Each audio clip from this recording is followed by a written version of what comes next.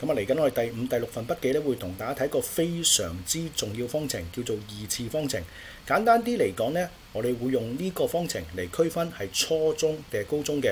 咁我哋初中咧就學1次，而高中咧就學2次。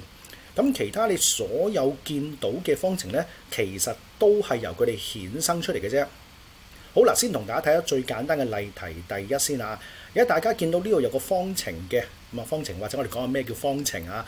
咁啊左邊有一啲嘅代數啦，咁而右邊係等於0咯，得唔得啊？而我哋目標咧就係想求未知數嘅，咁呢個嘅表達方法咧就為之方程。而家大家見到呢度咧係個最簡單嘅形式嚟嘅。你見到左手邊咧有2個因子相乘等於0。咁啊，大家小學嘅時候咧都背過乘數表㗎啦，係咪？咁啊，大家應該記得咧就係有咩情況之下2個因子相乘會等於0咧？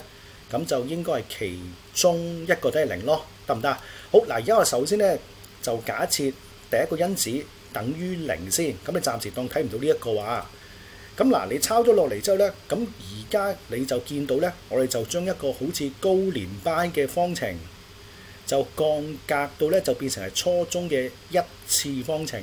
咁啊，大體上我哋好多嘅深嘅數學咧，其實都係採取呢種模式㗎啦。好嗱，跟住咧點樣去計翻呢個未知數 x 咧？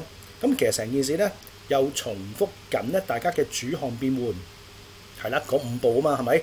嗱，步驟1就移除分母，咁如果冇分母就唔使做啦。步驟2拆括弧，咁其實我哋抄落嚟嘅時候咧，已經靜雞雞咧拆埋個括弧㗎啦。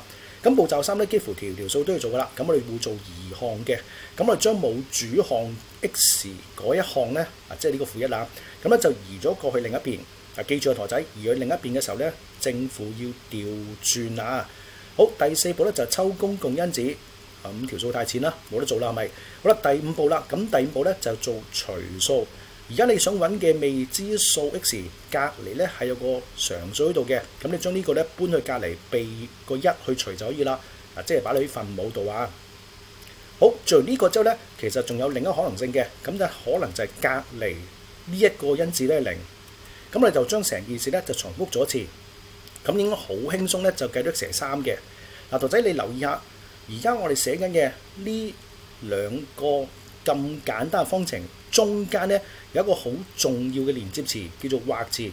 嗱，咁我哋數學咧嚟嚟去都係寫2隻連接詞嘅啫，一係就寫或，一係就寫及。咁其實如果你諗清楚嘅意思咧，其實應該都唔係好難分到呢一度係或嘅，因為只要是但一個係0，咁乘出嚟就係0啊嘛，咁所以中間當然係或啦。咁可能你又會問，咁即係幾時寫及啊？咁啊，其實以前中2、3嘅時候都做過啦。咁啊，做聯立方程嘅時候啊，即係我哋可能咧係一次過求2個未知數嘅，咁我哋咧就會用個及字。好，如果同學仔真係分唔到呢個咧，咁唯有唔寫咯，反正而家都唔扣分㗎啦。咁如果唔寫嘅話咧，咁你中間就一係就留啲空位，如果唔係嘅話咧就加個逗號咧，咁就 very good 啦。